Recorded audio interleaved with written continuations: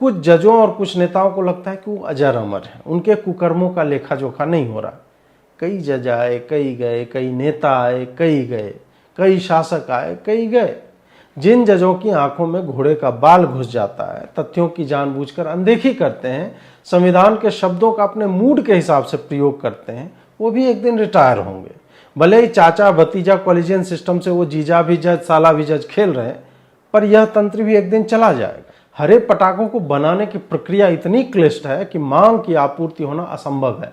जब नियम इतने कठिन हो जाए और प्रतिबंध इतने कड़े और प्रदूषण के आंकड़ों में पटाखों के प्रभाव की पुष्टि ना हो सके, तो लक्ष्य पर्यावरण का बचाव नहीं, हिंदुओं की धार्मिकता और त्योहारों के कारण दिखने वाली एकता का विनाश होता है। ऐसे ही चलता रहा तो आने वाले समय में कोर्ट और सरकारें हिंदुओं को स्पीकर पर पटाखों की ध्वनियां सुनने मात्र को विवश कर सकती है।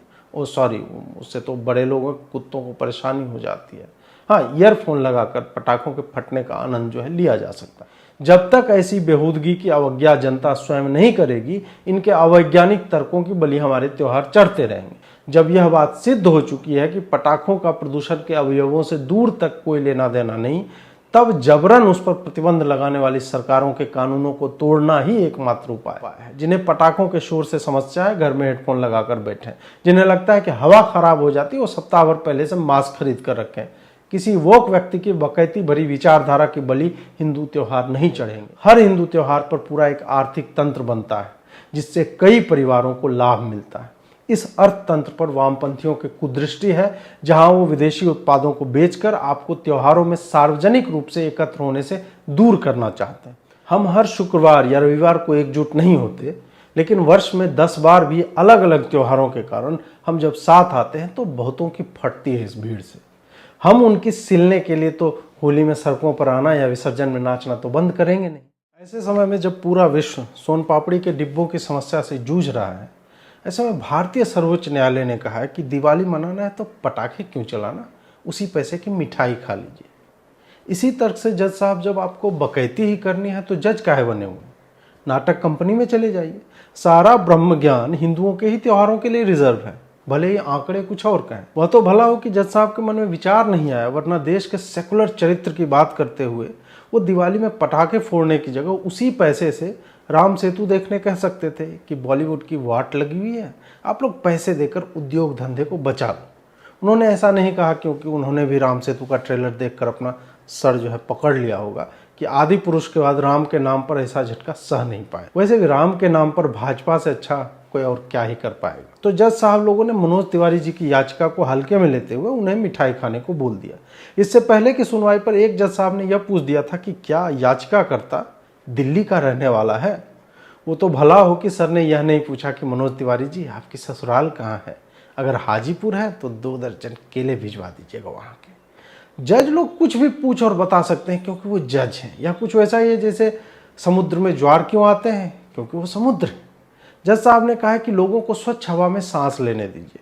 उचित बात है, क्योंकि बहुत कम लोग जानते हैं कि दिवाली में पटाखे ना फोड़ने से सारे जीव जंतु हर्षोल्लास में पंजाब हरियाणा की पराली से आने वाले कार्बन डाइऑक्साइड और मोनोऑक्साइड को सांस के माध्यम से भीतर ले लेते हैं और उनके फेफड़े रिवर्स मोड में उन विषैली गैसों को प्राणदायी ऑक्सीजन में परिवर्तित करके वातावरण को वापस कर देते हैं।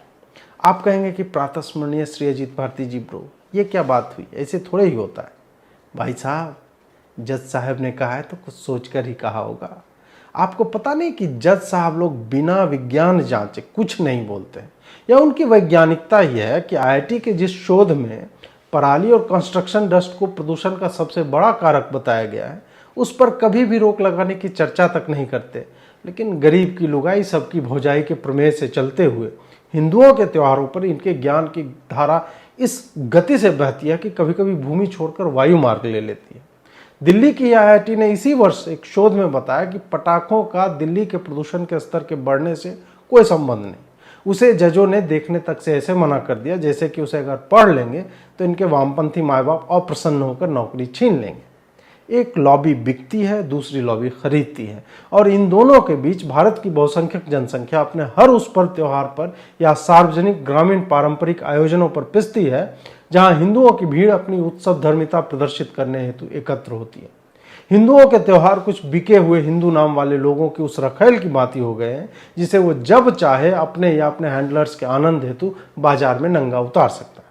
यह हमारा सामूहिक दुर्भाग्य है कि ऐसे सतत हो रहे आक्रमणों के मध्य शिवरात्रि में दूध बचाने की, दुर्गा गणेश सरस्वती विसर्जन में जल प्रदूषण नियंत्रण की, दिवाली में तेल बचाने और वायु प्रदूषण नियंत्रण की, होली में जल के अपव्यय की, कांवड़ यात्रा में ध्वनि प्रदूषण नियंत्रण और ट्रैफिक जाम से बचाने आदि का उत्तरदायित्व हिंदुओं के सामूहिक कंधों पर है।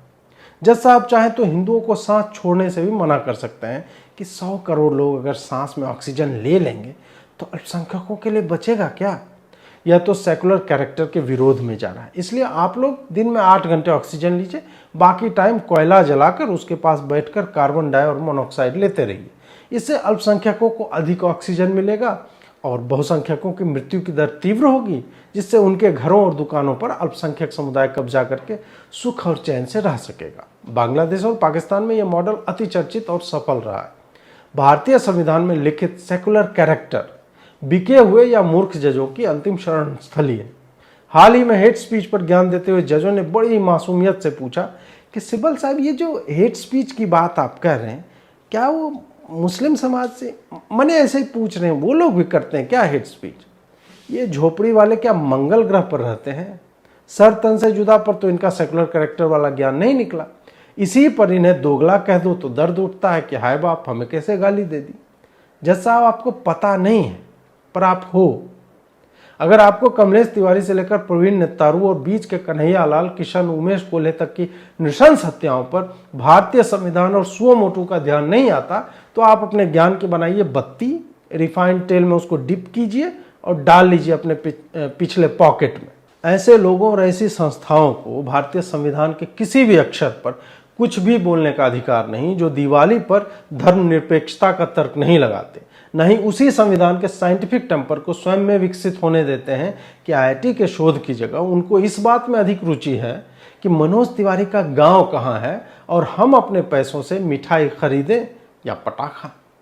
हिंदुओं के त्योहार बलि के बकरे बन गए, जबकि जहां बकरों की वास्तविक बलि चढ़ती है, कुर्बानी होती है और रक्त के प्रवाह से गलियां लाल हो जाती है, उससे कोई समस्या नहीं।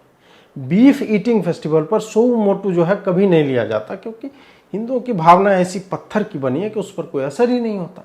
संभव है कि इसी तर्क के कारण सर तन से जुदा पर चर्चा नहीं की जाती कि भावनाएं पत्थर की हैं तो गर्दन भी तो पत्थर का ही होगा, तो उस पर चाकू रगड़ने से उसकी धार तेज हो जाएगी, और किसी का चाकू तेज करवाना तो परोपकार का कार्य है।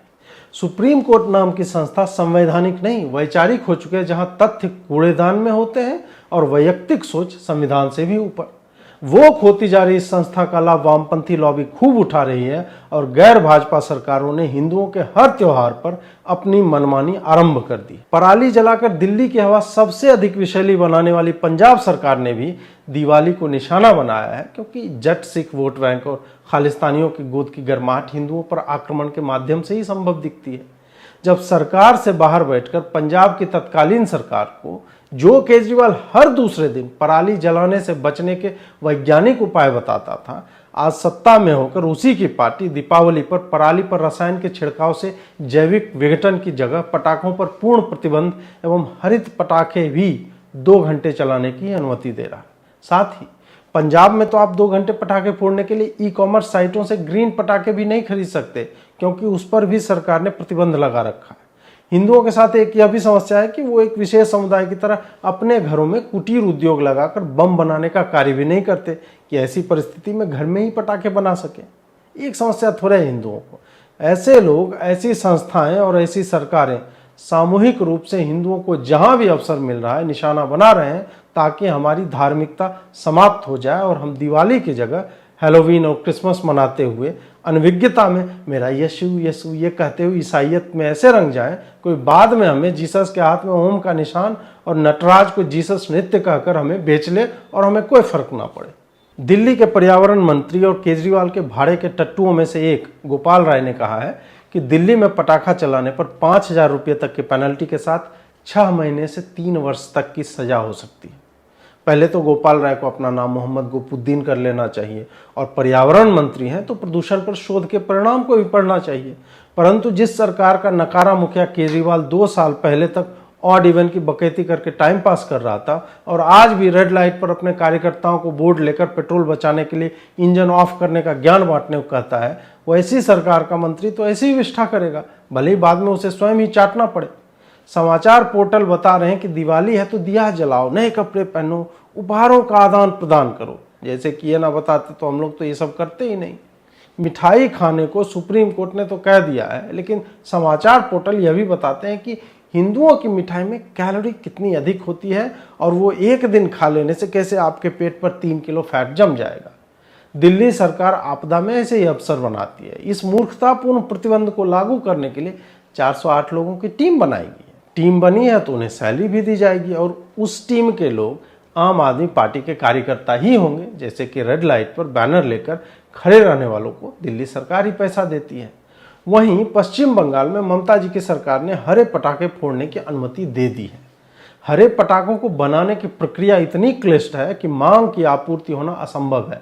जब नियम इतने कठिन हो जाएं और प्रतिबंध इतने कड़े और प्रदूषण के आंकड़ों में पटाखों के प्रभाव की पुष्टि ना हो सके तो लक्ष्य पर्यावरण का बचाव नहीं, हिंदुओं की धार्मिकता और त्योहारों के कारण दिखने वाली एकता का विनाश होता है। लाखों पटाखा व्यापारियों और उत्पादकों की रोजी रोटी प्रभावित हो रही है। केवल शिवकाशी के पटाखा उद्योग से 8 लाख लोगों को रोजगार मिलता है। लगभग 20,000 करोड़ के पटाखा उद्योग में राष्ट्र भर में 20 लाख से अधिक लोग जुटे हुए हैं। जिन लोगों का व्यापार त्योहारों के ही समय चलता है उन्हें प्रतिबंधित किया जा रहा है कि न तो वो पटाखे बना सकते हैं, न भंडारण कर सकते हैं, न बेच सकते हैं। जिन पटाखों के प्रयोग की अनुमति है वो विदेशों से मंगवाए जाने हैं। ऐसे ही चलता रहा तो आने वाले समय में कोर्ट और सरकारें हिंदुओं को स्पीकर पर पटाखों की ध्वनियां सुनने मात्र को विवश कर सकती है। ओ सॉरी, उससे तो बड़े लोगों कुत्तों को परेशानी हो जाती है। हाँ, ईयरफोन लगाकर पटाखों के फटने का आनंद जो है लिया जा सकता है। अब कोर्ट और सरकारें यह तय करेंगे कि पटाखे कैसे हों, कितनी देर तक फोड़े जाएं और वो कहाँ से खरीदी जाए। सरकार अब हिंदुओं को अनुमति देगी कि उन्हें कौन सा पर्व कैसे मनाने दिया जाए। नहीं, हम अति संवेदनशील, ओवर सेंसिटिव नहीं हो रहे, क्योंकि बात अगर साल में एक ही बार किसी ऐसे त्योहार पर प्रतिबंध पर होती तो हम मान लेते, लेकिन विसर्जन का समय भी सरकार तय कर रही है। मूर्तियां किस चीज से बने वह भी सरकार बताती है। होली में पानी के बचाव पर भी ज्ञान आता है। सावन में कांवड़ यात्रा को निशाना बनाया जाता है। कुछ जजों और कुछ नेताओं को लगता है कि वो अजर अमर है, उनके कुकर्मों का लेखा जोखा नहीं हो रहा। कई जज आए, कई गए, कई नेता आए, कई गए, कई शासक आए, कई गए।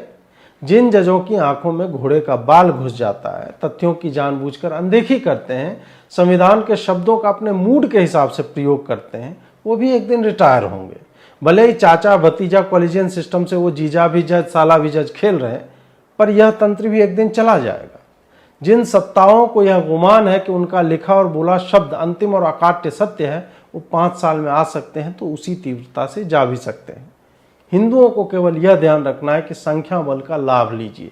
408 लोगों की टीम दिल्ली के 1.5 करोड़ हिंदुओं को पटाखे फोड़ने से रोक नहीं सकती। जब तक ऐसी बेहूदगी की अवज्ञा जनता स्वयं नहीं करेगी, इनके अवैज्ञानिक तर्कों की बलि हमारे त्योहार चढ़ते रहेंगे। जिन बातों का कोई वैज्ञानिक आधार नहीं, उसे अपनी कल्पना के कारण भले ही चुनी हुई सरकार कानून के रूप में लाए, उस बेहूदे कानून की सार्वजनिक अवज्ञा ही ऐसे बाहरों का कान खोलेगी। जब यह बात सिद्ध हो चुकी है कि पटाखों का प्रदूषण के अवयवों से दूर तक कोई लेना देना नहीं, तब जबरन उस पर प्रतिबंध लगाने वाली सरकारों के कानूनों को तोड़ना ही एकमात्र उपाय है। जरा देखिए तो सही कि इनकी जेलों में कितनी जगह है कि 100 करोड़ हिंदुओं को ये लोग बंद कर लेंगे। जिनके कुत्तों को समस्या होती है वो अपने कुत्तों को मास्क पहना या कमरे में एयर प्यूरिफायर चलाए। जब दिवाली नहीं आती है तब भी दिल्ली की हवा सांस लेने योग्य नहीं होती, तब आपका कुत्ता क्या करता है? पटाखों के शोर से अगर कुत्ते डरते हैं तो ऐसे डरपोक ब्रीड पालना बंद कीजिए और मुंह में अनार लेकर नाचने वाले शेर दिल कुत्ते पालिए। जानवरों की चिंता आपको ईद पर क्यों नहीं होती? क्योंकि जब उन्हें मर ही जाना है तो दर्द कितना पता चलेगा, है कि नहीं? गाय के दूध को हटाकर विदेशों के प्लांट बेस्ड मिल्क और वीगन घी की बातें बढ़ाने वाले एनिमल एक्टिविस्टों का लक्ष्य हम नहीं जानते क्या? हिंदुओं को सदैव भी अपराध बोध और छद्म नैतिकता के जाल में फंसाया जाता है। बाकी हर मजहब और रिलीजन के हर पर्व, भले ही वो निशंस हों, पर्यावरण विरोधी हों, पशु की हत्या को बढ़ावा देते हों, उसे ऐसे पैकेज किया जाता है कि पर्व तो यही बकरा और टर्की काटना है और ये रही आपके लिए इस साल की नई रेसिपी। आप लोग जो दिवाली पर मिठाई खाते हैं वो तो मोटापा को आमंत्रण है। असली प्रोटीन तो बीफ स्टेक और करी में मिलता है। हिंदुओं, जगो और ऐसे हर अवैज्ञानिकता का प्रखर विरोध करो। याद कीजिए कि कोरोना काल में नमाज पर प्रतिबंध लगने पर क्या उसका पालन हो रहा था? वहां तो वैज्ञानिक कारण थे, तब भी एक समाज नहीं झुका और अपने नियम से चलता रहा। फिर हिंदू ही क्यों अकेला लॉ अबाइडिंग सिटीजन बनकर घूमे, जबकि लॉ स्वयं में ही अवैज्ञानिक हो? अतः संपूर्ण अवज्ञा ही एकमात्र उपाय है। जिन्हें पटाखों के शोर से समस्या है, घर में हेडफोन लगाकर बैठे। जिन्हें लगता है कि हवा खराब हो जाती है, वो सप्ताह भर पहले से मास्क खरीद कर रखें। किसी वोक व्यक्ति की बकैती भरी विचारधारा की बलि हिंदू त्योहार नहीं चढ़ेंगे। आप अगस्त में ही पटाखे खरीद कर रख लीजिए, उसे छत पर धूप लगाते रहो, दिवाली पर फोड़ो। अगर आप पटाखे खरीदते हैं तो 20 लाख लोगों का घर चलता है, यानी 1 करोड़ लोगों को आपके कारण भोजन मिलता है। यह हमारा सामूहिक उत्तरदायित्व है कि हम दीपक स्थानीय कुम्हारों से खरीदें, मेड इन इंडिया बत्ती और बिजली के झालर, लड़ियाँ लें, लक्ष्मी गणेश की चाइनीज मूर्तियों की जगह मिट्टी की मूर्तियां खरीदें। हर हिंदू त्योहार पर पूरा एक आर्थिक तंत्र बनता है, जिससे कई परिवारों को लाभ मिलता है। इस अर्थतंत्र पर वामपंथियों की कुदृष्टि है, जहां वो विदेशी उत्पादों को बेचकर आपको त्योहारों में सार्वजनिक रूप से एकत्र होने से दूर करना चाहते हैं। हम हर शुक्रवार या रविवार को एकजुट नहीं होते, लेकिन वर्ष में 10 बार भी अलग अलग त्योहारों के कारण हम जब साथ आते हैं तो बहुतों की फटती है इस भीड़ से। हम उनकी सिलने के लिए तो होली में सड़कों पर आना या विसर्जन में नाचना तो बंद करेंगे नहीं। आज तो समय ऐसा है कि हमें हर छोटे बड़े त्योहार पर एकजुट होना ही पड़ेगा, वरना कोर्ट का क्या है? प्रवेश वर्मा ने किसी समुदाय का नाम भी नहीं लिया, फिर भी उनकी बात को वकील हेट स्पीच बताते फिर रहे हैं और सुप्रीम कोर्ट उस पर ज्ञान भी दे रहा है। आप सबको दीपावली की शुभकामनाएं। अगर आपको हमारा कंटेंट पसंद आ रहा है तो सहयोग करते रहें। जुड़ने के लिए आभार। नमस्कार।